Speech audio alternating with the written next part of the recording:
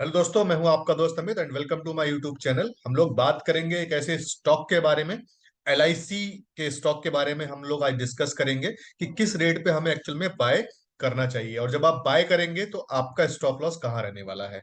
जैसा कि मैंने आप लोगों से वादा किया था कि हम हर संडे को कोई ना कोई एक स्टॉक लेकर आएंगे आपके लिए। जैसे लास्ट दो संडे को हमने एक बीसीजी ग्रुप, टाटा स्टील, हम दो स्टॉक डिस्कस कर चुके हैं, जिसमें से बीसीजी अभी इनिशिएट नहीं हुआ है।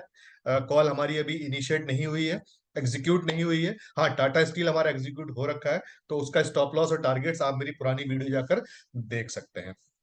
आज हम बात करेंगे एलआईसी के स्टॉक के बारे में कि इस स्टॉक को हम किस लेवल पे हम बाय करेंगे। तो पूरी वीडियो आप जरूर देखिएगा। अगर आपने अभी तक सब्सक्राइब नहीं किया है मेरे चैनल को, सब्सक्राइब जरूर करिएगा, सो दैट आपको इस तरह की अपडेट्स मिलती रहे। डेली कॉल्स की हम वीडियो ऑलरेडी डेली डाल ही रहे हैं, साथ ही साथ स्टॉक लेकर आए हैं जो कि हम एलआईसी के बारे में, जैसे हमने कहा, डिस्कस करेंगे।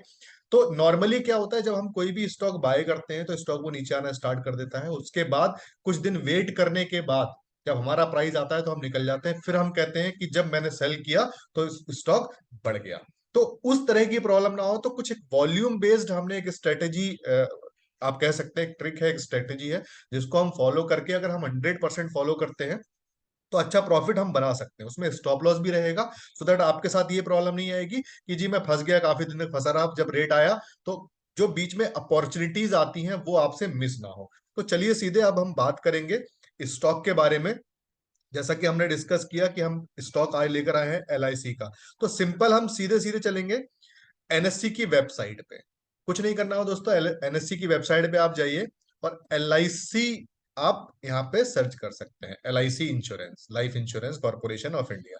जब आप इसको करेंगे, अब आपको जाना है हिस्टोरिकल डेटा पे। हिस्टोरिकल डेटा पे आप जाइए तो आप देखेंगे तो आपको ये एक महीने का डेटा बाय डिफॉल्ट यहाँ पर निकल कर आ गया है।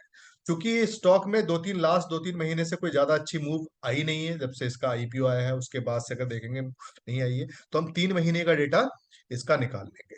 3 महीने का डेटा निकाल के आप इसको डाउनलोड कर सकते हैं यहाँ से। ये आपने डाउनलोड कर लिया। जैसे ही आप डाउनलोड करेंगे तो फिर आप इस डेटा को फिर एनालाइज करेंगे कि किस तरीके से, किस रेट पे हमें बेसिकली इसको बाय करना चाहिए। क्या अभी इसको बाय करना चाहिए या नहीं करना चाहिए, है ना। तो इस चीज को हम देखेंगे। तो सपोज आपने 3 महीने का डेटा ले लिया, और 3 महीने का चीज और भी है कि आप इस 3 महीने का डेटा इसलिए ले रहे हैं कि थोड़ा सा जब से आईपीओ आया है तो थोड़ा सा हमें ज्यादा चाहिए। 1 महीने का डेटा एनालिसिस करना चाहें तो आप कर सकते हैं। अगर 1 महीने को भी आप देखेंगे तो काफी अच्छा मूव आपको मिल सकता है किसी भी स्टॉक में। तो आप 3 महीने का एलआईसी के लिए, फॉर पर्टिकुलर एलआईसी के लिए मैं 3 महीने का डेटा ले रहा हूँ। वैसे मैंने लास्ट बीसीजी का भी 3 महीने का डेटा ही लिया था। तो आप 3 महीना, 1 महीना डेटा ले सकते हैं। 3 महीने का भी ले सकते हैं, 1 महीने का भी ले सकते हैं। तो सपोज अगर मैं 3 महीने का डेटा मैंने ले लिया और इसको मैंने डाउनलोड कर लिया।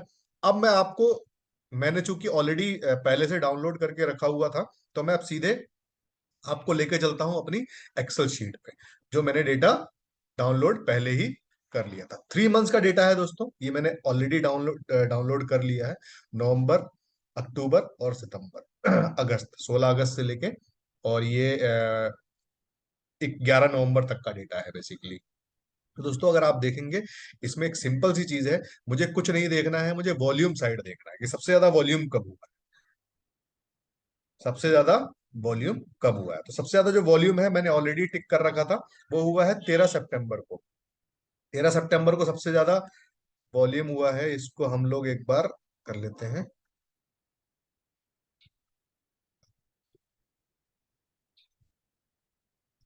ये मैंने ये येलो कर दिया। तो अगर आप देखेंगे तो 42,000, सॉरी 42 लाख शेयर्स का वॉल्यूम यहाँ पर हुआ है। ये इसकी वैल्यू हुई, यानी कि इनटू प्राइस अगर कर लेते हैं तो टोटल वैल्यू निकल कर आ जाएगी। तो 42,50,000 के करीब करीब का वॉल्यूम हुआ है। उस दिन का अगर मैं हाई देखूंगा 673 रुपए 40 पैसे, और लो देखूंगा 653 रुपए 50 पैसे। तो इसको मैं सिंपल यहाँ पे मैंने नोट कर लिया, 673 रुपए 40 पैसे, 653 रुपए 55 पैसे। तो इस डेटा के हिसाब से जो मेरी बाय एंट्री होनी चाहिए वो 674। जिस दिन भी स्टॉक 674 के ऊपर क्लोज दे देता है, 674 के ऊपर अगर क्लोज दे देता है, तो मैं इसको बाय कर लूंगा बिंदास तरीके से। जो मेरा स्टॉप लॉस रहेगा वो 653, ये भी सेम क्लोजिंग बेसिस पे रहेगा।